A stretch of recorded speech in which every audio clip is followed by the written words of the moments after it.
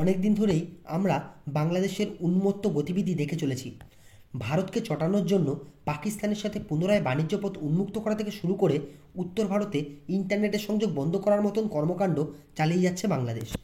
সংখ্যালঘু সম্প্রদায়, বিশেষত হিন্দু ও খ্রিস্টানদের ওপর ব্যাপক অত্যাচার চালানো হচ্ছে। ভারত সরকার অনেক দিন ধরেই এই ঘটনায় দুঃখ প্রকাশ করে বাংলাদেশ সরকারকে পদক্ষেপের কথা বললেও তা কানে তোলেনি বর্তমান ইউনূস সরকার। কিন্তু এইবার মোহাম্মদ ইউনূসের ওপর চাপ সৃষ্টি হতে যাচ্ছে, কারণ সম্প্রতি বাংলাদেশের সীমান্ত সংলগ্ন ভারতের আসাম রাজ্যের বহু নাগরিক মিলে মোহাম্মদ ইউনূসের নোবেল কেড়ে নেওয়ার জন্য নরওয়ে নোবেল পুরস্কার কমিটিকে একটি স্মারকলিপি জমা দিয়েছে। আজকে আলোচনা করব কী লেখা আছে এই চিঠিতে, কিসের ভিত্তিতে তারা এই চিঠি নোবেল পুরস্কার কমিটিকে পাঠিয়েছেন, এবং নরওয়ের নোবেল পুরস্কার কমিটির কি মোহাম্মদ ইউনূসের থেকে নোবেল পুরস্কার ফিরিয়ে নেওয়ার ক্ষমতা আছে নাকি নেই। নমস্কার বন্ধুরা, আশা করি সবাই ভালো আছেন। আমি উজ্জ্বল, ডিফেন্স অ্যান্ড জিওপলিটিক্স চ্যানেলে আপনাদের সকলকে স্বাগত।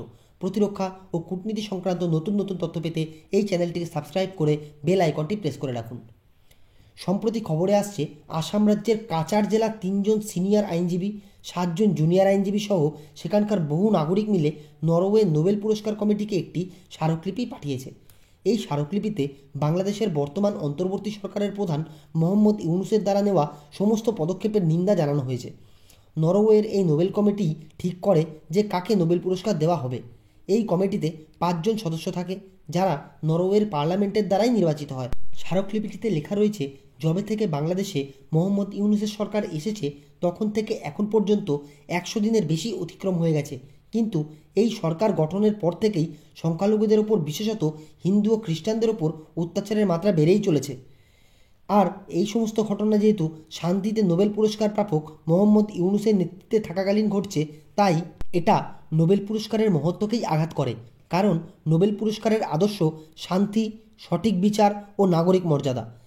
তারা চিঠিতে আরও জানিয়েছে যে এমনটা নয় যে হিন্দুদের ওপর অত্যাচার বাংলাদেশের 2-1টা জায়গায় হচ্ছে। এ বিষয়ে সারা বাংলাদেশ জুড়ে কিছু গোষ্ঠী হিন্দু বিরোধী স্লোগান দিচ্ছে। আর শুধু আমরা যে এই বিষয়টার নিন্দা জানিয়ে চিঠি লিখছি তাই নয়, এই বিষয়ে অন্যান্য দেশেও নিন্দা জানিয়েছে।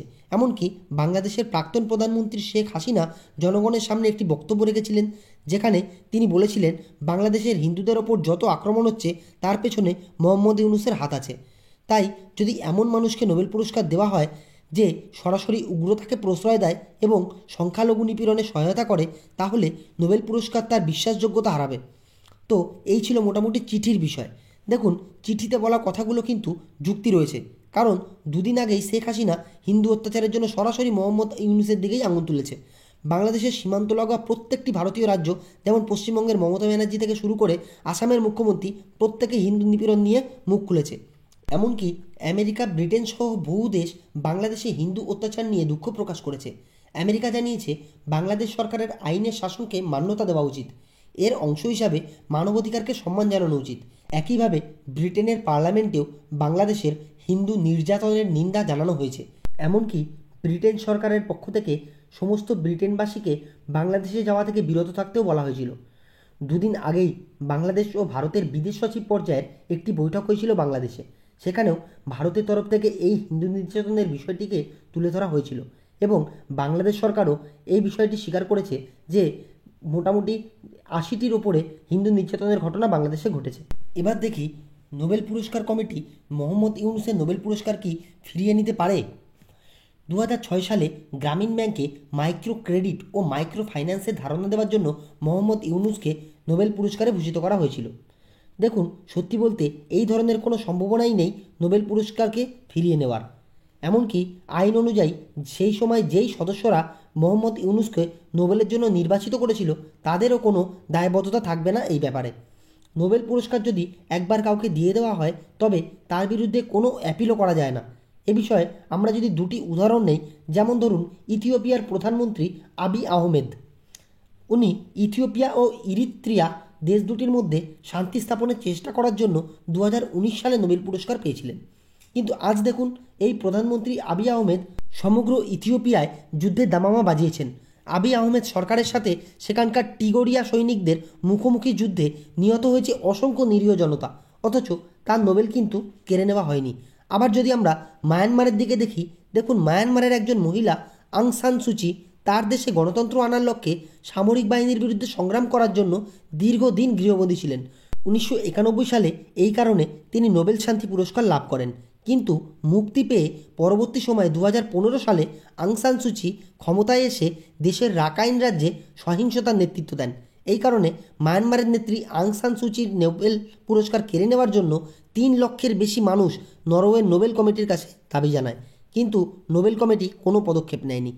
সে কারণে বলাই যায় যে মোহাম্মদ ইউনূসের নোবেল পুরস্কার কিন্তু ফিরিয়ে নেওয়া হবে না। এমনকি আসামের যে নাগরিকরা ইউনূসের বিরুদ্ধে চিঠি লিখেছেন তারাও এই বিষয়টা জানে যে নোবেল পুরস্কার ফিরিয়ে নেওয়া যাবে না। তারা কোনো একটা পদক্ষেপ নোবেল কমিটি নিক, এটাই শুধুমাত্র চায়। তাদের আবেদন নরওয়ের যে নোবেল কমিটি রয়েছে তারা একটি স্টেটমেন্ট জারি করুক, যেখানে বাংলাদেশ হিন্দুদের ওপর হওয়া অত্যাচারের নিন্দা করা হোক এবং বলা হোক এই ঘটনায় বাংলাদেশ সরকার দায়ী। আর যদি নোবেল কমিটি এই বিষয়ে কোনো মন্তব্য না করে তাহলে মনে করা হবে এই নোবেল কমিটিও এই ঘটনাকে সমর্থন করছে। এখন আপনাদের মনে প্রশ্ন আসতে পারে যে নোবেল পুরস্কার তো ফিরিয়ে নেওয়া যায় না, তাহলে এই চিঠিতে মোহাম্মদ ইউনূসের ওপর কোনো প্রভাব পড়বে কি? দেখুন, যদি নোবেল কমিটির তরফ থেকে এ বিষয়ে কোনো স্টেটমেন্ট দেওয়া হয় তাহলে অবশ্যই অনেক বড় প্রভাব মোহাম্মদ ইউনূসের ওপর পড়বে। কারণ মোহাম্মদ ইউনূসের আন্তর্জাতিক স্তরে যে ভাবমূর্তি আছে, যে খ্যাতি আছে, তা কিন্তু অনেকটাই ক্ষুণ্ণ হবে। তো দেখা যাক আগামী দিনে নোবেল কমিটি এই বিষয়ে কোনো সিদ্ধান্ত নেয় কি না। তো এই ছিল গোটা বিষয়। আর আগামী দিনে এ বিষয়ে যদি কোনো নতুন আপডেট আসে আমি অবশ্যই আপনাদের সাথে শেয়ার করব। এখনকার মতো এ পর্যন্তই। ধন্যবাদ।